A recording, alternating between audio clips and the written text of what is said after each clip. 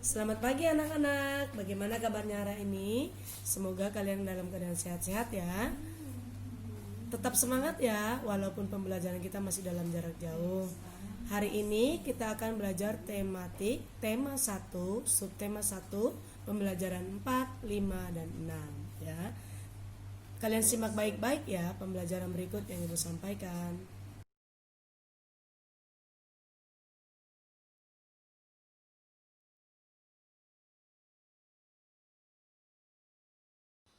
Tematik, subtema 1, pembelajaran 4, 5, dan 6. Muatan pembelajaran IPA, tumbuhan sahabatku. Baik anak-anak, berikut ini adalah beberapa manfaat tumbuhan bagi makhluk hidup. Yang pertama, penghasil oksigen dan mengurangi karbon dioksida atau disebut dengan paru-paru dunia.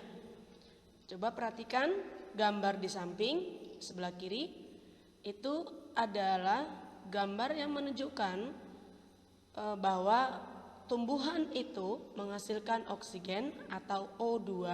Perhatikan panahnya. Tumbuhan menghasilkan O2, kemudian dihirup oleh hewan dan tumbuhan untuk bernafas. Kemudian hewan dan tumbuhan menghasilkan CO2 yang diserap oleh tumbuhan itu sendiri. Perhatikan panahnya, CO2 mengarah pada tumbuhan itu sendiri. Jadi jelas bahwa tumbuhan itu sebagai penghasil oksigen dan mengurangi karbon dioksida atau disebut dengan paru-paru dunia. Yang kedua, sebagai tempat hidup tanaman dan hewan. Anak-anak mungkin pernah perhatikan ada beberapa tanaman yang suka menempel pada batang pohon yang tinggi. Contohnya tanaman anggrek ya, menempel pada tanaman pohon-pohon tinggi. Tanaman anggrek, tanduk rusa ya, itu salah satu bukti bahwa tumbuhan itu juga sebagai tempat hidup tanaman. Dan ada pernah lihat hewan-hewan tinggal di pohon? Ada hewan-hewan yang tinggal di pohon seperti monyet, ular yang mungkin ada di ranting-ranting pohon, ada burung, dan hewan-hewan lainnya yang tinggal di atas pohon. Jadi jelas bahwa tumbuhan itu bermanfaat sebagai tempat hidup tanaman dan hewan. Kemudian sebagai produsen atau penghasil makanan. Kita tahu bahwa sebagian besar makanan kita dihasilkan oleh tanaman atau tumbuhan. Salah satu contoh makanan pokok yang kita makan setiap harinya, nasi misalnya, itu berasal dari tanaman padi. Ya, tanaman padi yang menjadi makanan pokok kita. Kemudian sayur-sayuran yang kita makan juga itu berasal dari tumbuhan. Ya. Yang keempat, manfaat dari tumbuhan itu sendiri adalah menangkap zat-zat pencemar dan limbah industri. Ya. Jadi tumbuhan itu menyerap zat-zat pencemar yang ada di udara sehingga mengurangi pencemaran di lingkungan sekitar kita. Kemudian yang kelima, sebagai tempat perkembangbiakan hewan. Kita pernah lihat ada beberapa jenis burung yang membuat sarangnya di pohon sebagai tempat perkembangbiakan dan dia bertelur dan menetaskan anaknya di sana. Jadi jelas kita tahu bahwa tumbuhan itu juga sebagai tempat perkembangbiakan hewan. Sampai sini paham ya anak-anak?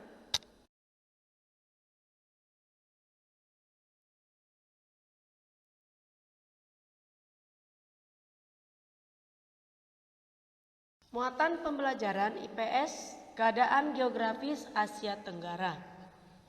Anak-anak tahu bahwa Indonesia adalah salah satu negara yang berada di kawasan Asia Tenggara. Seperti pada materi sebelumnya, sudah dipaparkan bahwa negara-negara yang termasuk dalam kawasan Asia Tenggara. Ya, keadaan geografis di Asia Tenggara, yang pertama, sebagian besar kawasan Asia Tenggara itu beriklim tropis dengan curah hujan yang tinggi dan suhu udara rata-rata panas. Ya. Yang kedua, hampir semua wilayah di Asia Tenggara memiliki laut kecuali Laos. Laos adalah salah satu atau satu-satunya negara di kawasan Asia Tenggara yang tidak memiliki laut, sehingga Laos itu diberi sebutan dengan landlocked country. Landlocked country berarti negara yang tidak memiliki lautan. Jadi Laos itu semuanya berupa daratan. Ya. Jadi seperti tadi bahwa hampir semua negara di Asia Tenggara memiliki laut, maka sehingga laut itu memiliki banyak manfaat bagi warga negara. Yang pertama, menghasilkan ikan dan hasil laut lainnya. Betul ya? Kita mengkonsumsi ikan dari hasil tangkapan dari laut. Yang kedua, jalur transportasi. Ya, jalur transportasi, laut sebagai jalur transportasi, betul ya? Jadi banyak kapal-kapal yang berlayar di laut, itu bukti bahwa laut itu sebagai jalur transportasi. Yang ketiga, sebagai objek wisata. Ya, kalian pernah ke Ancol bukan? Pernah bersantai di pantai Ancol? Di pantai itu berarti pinggir laut ya. Ya, bisa juga dijadikan sebagai objek wisata. Kemudian yang berikutnya sebagai penghasil bahan tambang. Bahan tambang berupa minyak dan gas bumi. Ya, kalian tahu juga bahwa di laut lepas itu ada pertambangan minyak bumi dan gas bumi. Ya.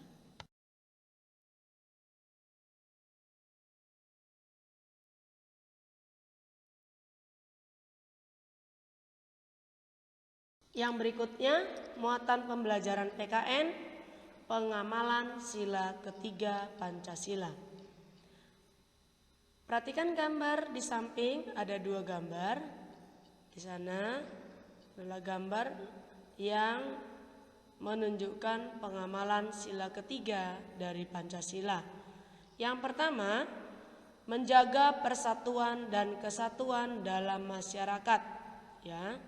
Yang kedua, mengutamakan kepentingan umum di atas kepentingan pribadi dan golongan. Jadi maksudnya ini kita harus mengutamakan kepentingan umum daripada kepentingan pribadi kita atau golongan kita. Ya, jadi tidak boleh membeda-bedakan antar golongan. Golongan suku ini, suku A, B, C, tidak boleh ya. Semua menjadi warga negara Indonesia. Yang ketiga, rela berkorban untuk kepentingan bangsa.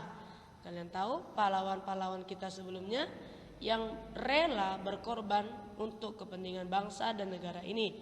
Maka kalian sebagai penerus bangsa, generasi penerus bangsa, harus rela berkorban untuk kepentingan bangsa dan negara. Tidak angkat senjata, tetapi dengan belajar giat. Ya. Kemudian cinta tanah air. Cinta tanah air ini boleh diwujudkan dengan menggunakan produk dalam negeri, menggunakan bahasa Indonesia yang baik dan benar. Itu juga salah satu cara kita membuktikan bahwa kita cinta tanah air. Sama yang berikutnya, bangga sebagai bangsa Indonesia. Ya, itu dapat kita wujudkan dalam kehidupan sehari-hari. Yang berikutnya lagi, tidak memusuhi suku tertentu. Jadi tidak boleh membeda-bedakan suku ya anak-anak ya. Semua kita adalah bangsa Indonesia. Jadi tidak boleh membeda-bedakan antar suku. Yang berikutnya, membela tanah air. Membela tanah air dalam hal ini kita tidak harus ikut perang, tetapi dengan membawa nama baik bangsa Indonesia dari kemampuan yang kita miliki, itu juga termasuk salah satu cara yang kalian bisa lakukan untuk membela tanah air. Yang terakhir, menjaga ketertiban dunia. Ya, tidak ikut-ikutan ya perang dalam kancah dunia, ya. Tetap menjaga ketertiban dunia.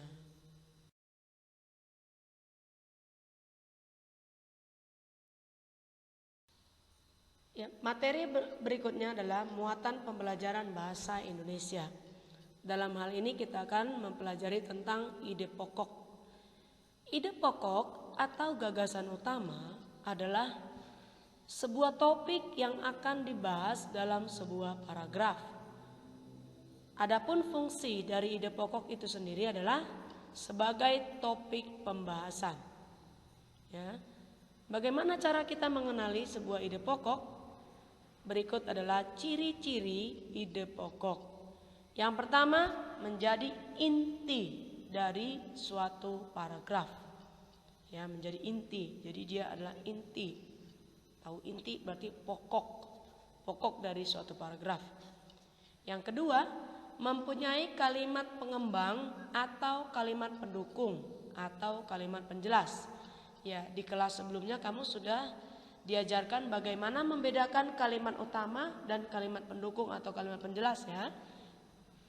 Yang berikutnya, bisa berupa alasan yang menguatkan atau juga penjelas. Ya. Yang terakhir, berada di kalimat utama. Jadi ide pokok itu ada di kalimat utama, ya. Kemudian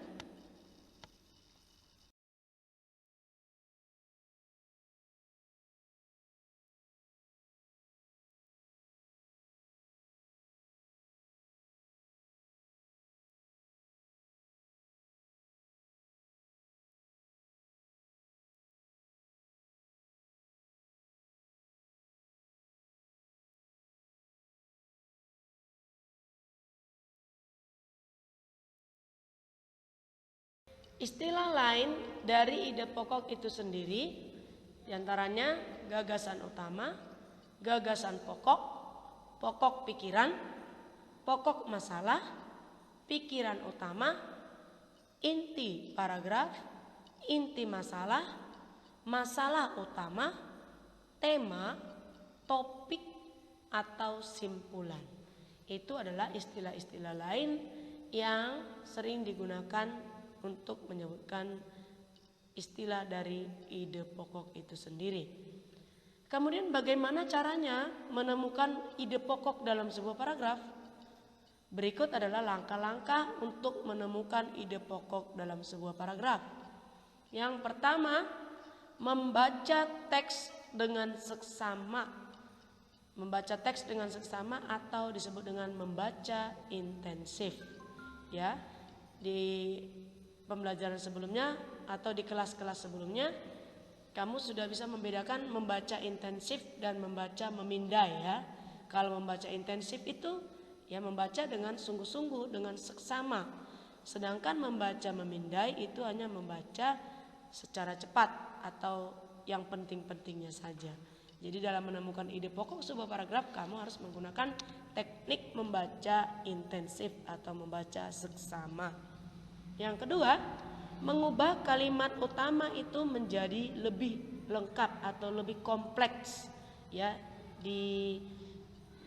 dirumuskan lagi menjadi lebih kompleks, ya.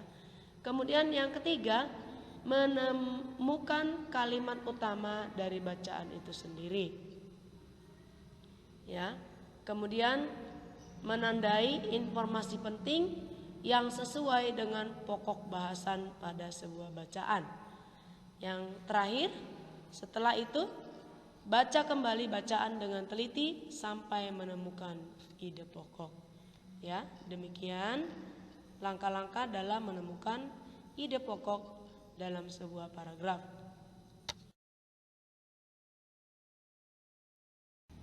Ya, sekian materi pembelajaran hari ini. Dan saya ucapkan terima kasih. Tetap semangat ya. Bye-bye.